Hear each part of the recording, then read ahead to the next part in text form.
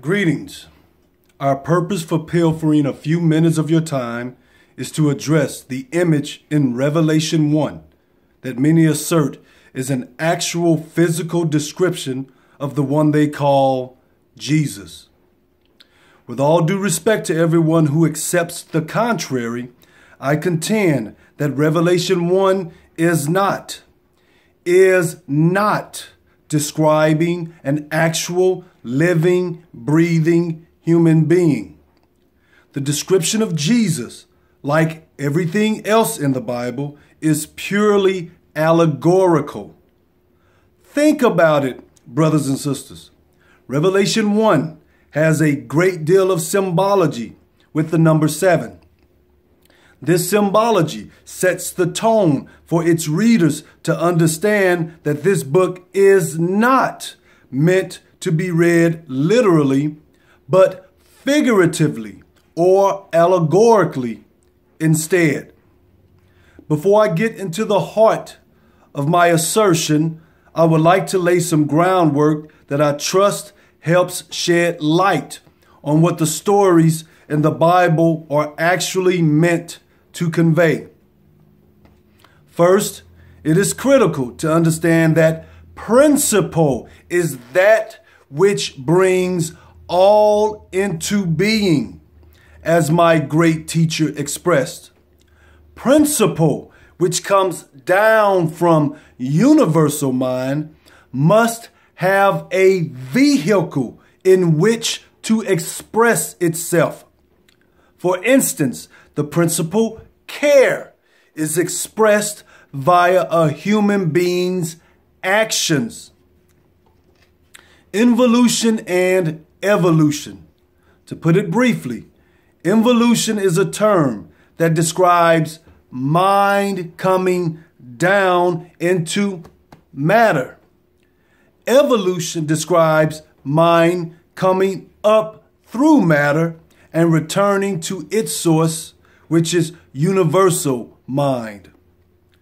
This process is analogous to many things. I'm most impressed to shed light on it via the process of electricity, because electricity is energy and operates much the same as mind does via the life principle. Electricity penetrates or is transferred into, let's say, a laptop computer. Our purpose for the computer is to use it to perform some worthwhile task, and we use the energy within the computer to allow us to perform such tasks. While working on the computer, the energy that went down or was loaded into the computer now comes out through the computer. This is the same as life, brothers and sisters. Living life would not be possible without using the energy stored within our bodies. Just like using your computer would not be possible without using the energy stored within it. I trust I have been clear. Keep in mind, certain forces were activated before there was anyone on the physical earth or even the physical earth itself. The ancients used allegory to express how non-physical forces beget physical matter, how non-physical forces beget physical matter. The Bible attempts to achieve this task. Think of it as your local weather reporter using arrows with various shapes and colors to describe the direction, width, length, and magnitude of certain winds. Now, we cannot see the wind, so the weather reporter uses these graphics to make the non-visible wind visible in order to communicate the wind's activity with his viewers. I trust my points about involution and evolution and the use of allegory are clear. I will revisit these principles momentarily. Now, the heart of my impression. Revelation 1, chapter 1, verse 10 describes a great voice that sounds like a trumpet. The voice is allegorical, not literal, unless you consider the voice inside one's head. Trumpets are simply representative of a call to action. When a trumpet sounds, it usually means people are about to get busy performing their appointed tasks. Verse 11 mentions the great voice being Alpha and Omega. The Creator, expressed as Alpha and Omega, or simply the beginning and the end, is not exclusive to, nor did it originate with the Hebrew story. In the Bhagavad Gita, Vishnu expresses, I am the beginning, the middle, and also the end of existing things. In ancient Egypt, Horu expresses, I am yesterday, today, and tomorrow. Each of these declarations is simply an indication of the continuity of the life principle. It was, is, and will be before, during, and after humankind. The 7 golden candlesticks in verse 12 are the symbolic representation of the 7 churches in verse 11. How do we use candles, brothers and sisters? We light them. Therefore, the 7 candlesticks, which represent the 7 churches, are indicative of illumination because the church is supposed to be a place one attends to be illuminated. Why 7 churches, you may ask? I explained in my video, 4 Horsemen of the Apocalypse, which I highly recommend you watch, why there's such prolific use of the number 7 in Revelation 1. Now, let's address the actual physical description that many assert is a description of Jesus. Please listen to me very carefully. Verse 13 reads, and in the midst of the 7 candlesticks, one like unto the Son of Man, clothed with a garment down to the foot, and girt about the paps with a golden girdle. Again, the 7 candlesticks simply represent the 7 churches, which represent being illuminated and are a reminder of the 7 involutionary and evolutionary planes. Clothed with a garment is the aura or atmosphere that surrounds this planet. Incidentally, the planet's aura protects the planet from harm from ultraviolet radiation. Now, this verse also mentions paps. Most people choose to completely ignore this very interesting term. Brothers and sisters, paps is exclusively a reference to females. Men are not referred to as having paps. What does it mean in this verse then? Paps is a symbol of fertility and sustenance. The reason this verse mixes male and female traits is because the male and female traits simply indicate the androgynous or bisexual aspect of the life principle. The life principle includes both male and female. This is very important to understand. I'll explain what I mean by bisexual momentarily. Some like to embellish what the golden girdle means by substituting a belt for a girdle to make it more appropriate for a man to wear, since men don't typically wear girdles. Yet we are impressed that girdle should not be changed to belt for the same reason we expressed for the mention of paps.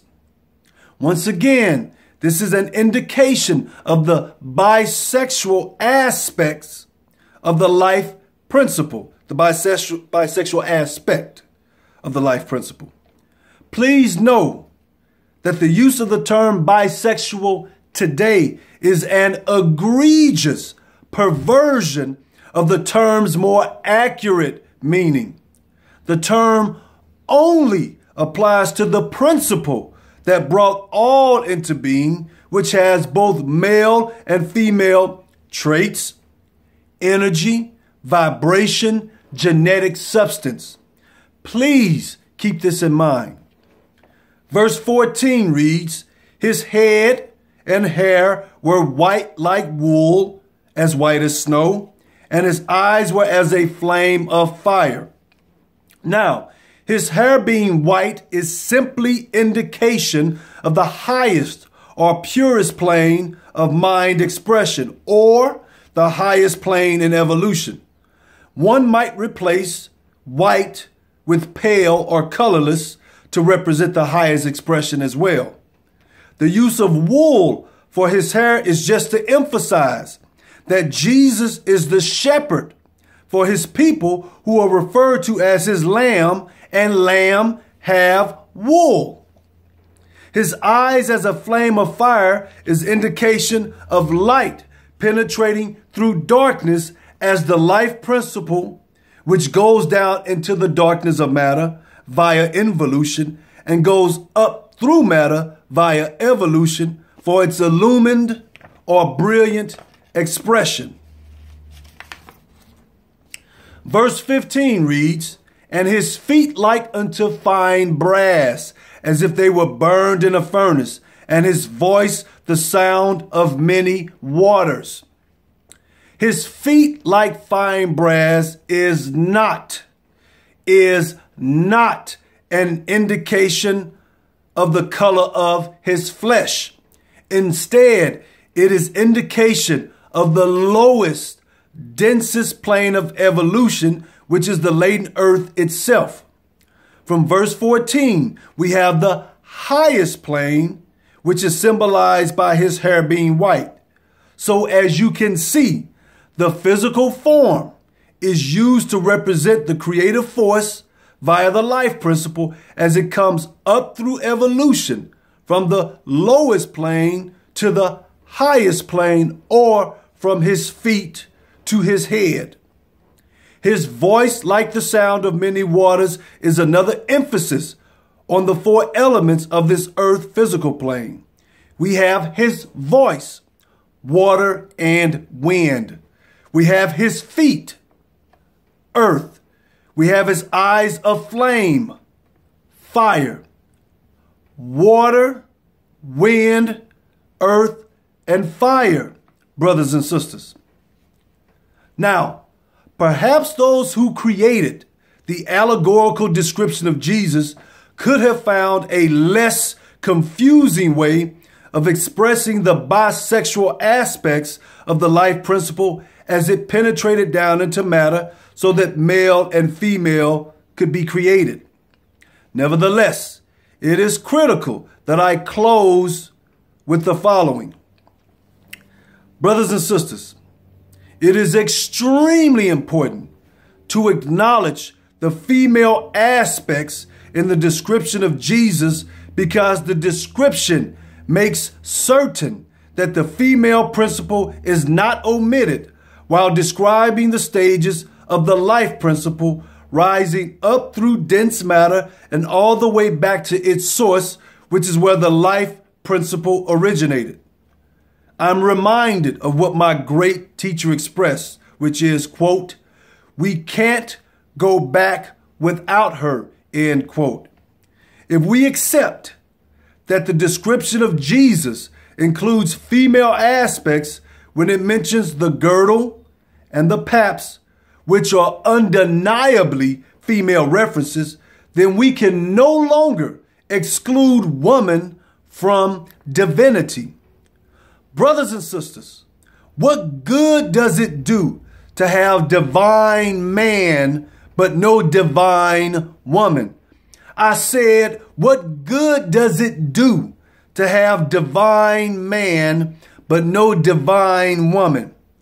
I express this as a matter I trust you will give great consideration to. I am a student of life, brothers and sisters. Therefore, I am forever learning. Thank you very much for your time and consideration. Love and harmony, Brother Osiris.